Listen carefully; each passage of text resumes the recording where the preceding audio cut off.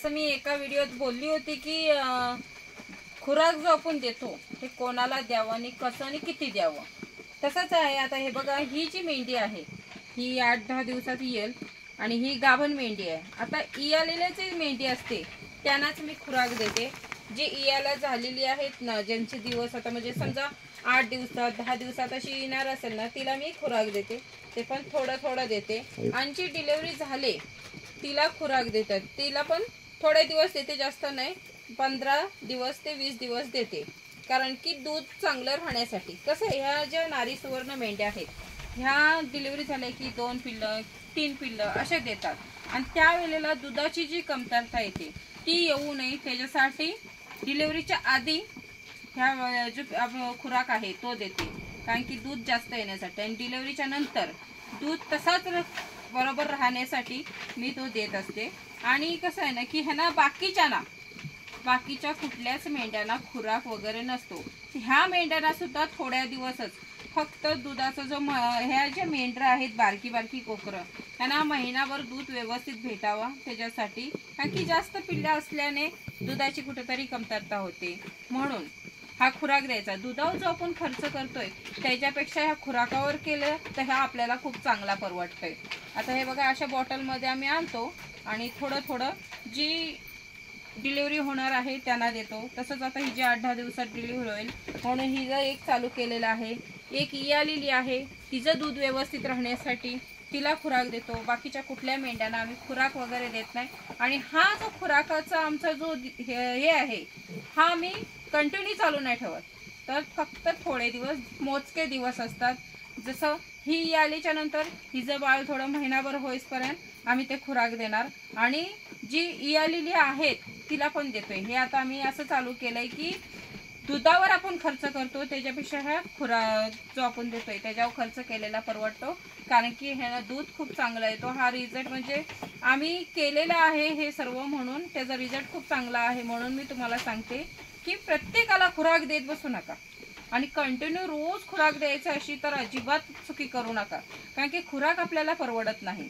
त्यामुळे हा खुराक फक्त ज्यांना गरज आहे, ह्यांची जी डिलिव्हरी होणार आहे त्यांना ती आतमध्ये तशी ताकद पाहिजे, त्याने ती दूध वगैरे वाढतं, त्याच्यासाठी तो आपल्याला खुराक द्यायचा आहे. कारण की जी बाळं आहेत त्यांना व्यवस्थित बाळ वगैरे जन्मल्यावर त्यांना दूध पोटभर पाहिजे आणि त्यांची तब्येत पण चांगली पाहिजे. ह्याच्यासाठी हा खुराक ठेवायचा आहे. तो पण मोजकच द्यायचे ते पण मी तुम्हाला दाखवते, कारण की मी ह्यांना जास्त खुराक देत नाहीये, कारण की आपल्याला खुराकावर मेंढर नाही सांभाळायचे, आपल्याला खुराकावर अजिबात जमणार नाहीये. त्यासाठी हा थोडा थोडा खुराक फक्त असल्या मेंढ्यांनाच द्यावा. हा बघा, एवढाच खुराक देतोय. हे बघा, एवढंच खुराक आहे, जास्त खुराक देत नाही. एवढंच खुराक जे येणार आहेत त्यांना देतो आणि जे याले आहेत त्यांना दुधासाठी. ह्याच्यात आमची ही छोटी जी कोकरं आहेत ही पण टेस्ट करतायत, ती पण थोडं थोडं खातात. आणि प्रत्येक म्हणजे जेवढी मेंढ्यांना आम्ही देतोय ना त्यांच्यासोबत ती थोडे थोडे टेस्ट करतायत, त्याने पण त्यांना चव येते, ते त्याच्यासोबत खात असतात. म्हणजे असं आहे की आपल्याला कंटिन्यू हे खुराक चालू नाही ठेवायचं आहे, तर फक्त ज्यांना गरज आहे त्यांनाच हे द्यायचं आहे.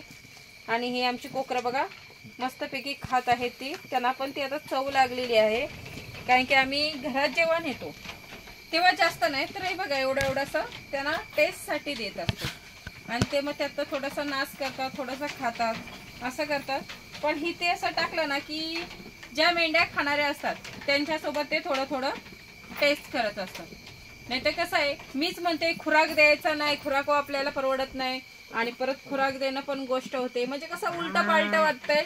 काही लोकांना असा प्रश्न पडेल की ताई म्हणतायत की खुराक द्यायचा नाही आणि स्वतः खुराक देत आहेत. पण कसं आहे ना की खुराक आपण फक्त त्यांना द्यायचं ज्यांना गरज आहे, ती पण मोजक्या दिवसासाठी द्यायचे. आपल्याला त्यांना कायम खुराक नाही चालू ठेवायचं. तर कसं आहे की ज्या इयालेले आहेत त्यांना दुधाचं जो दूध असणं खूप गरजेचं आहे, पिल्लांना पोटभर दूध असणं. आता बघा, तुम्हाला एक मी मेंढी दाखवते.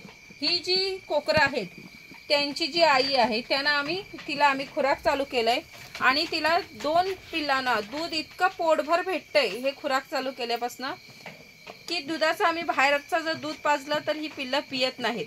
हा थोडासा नॉर्मली चुस्की मारतो, ते पण आता त्याने सोडून दिलेलं आहे. म्हणूनच तिला दूध खूप चांगलं आहे.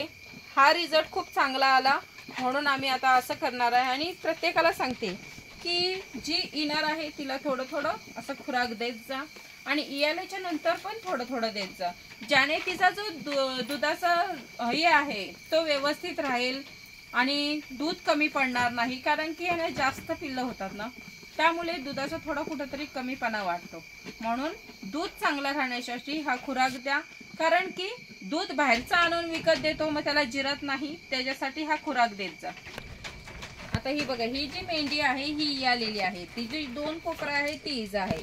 आता ह्या खुराकाचा एक फायदा, मेंढी आल्याच्या नंतर तिचा जो बॉडी स्ट्रक्चर असतो तो खराब होतो, म्हणजे तब्येत उतरते तिची.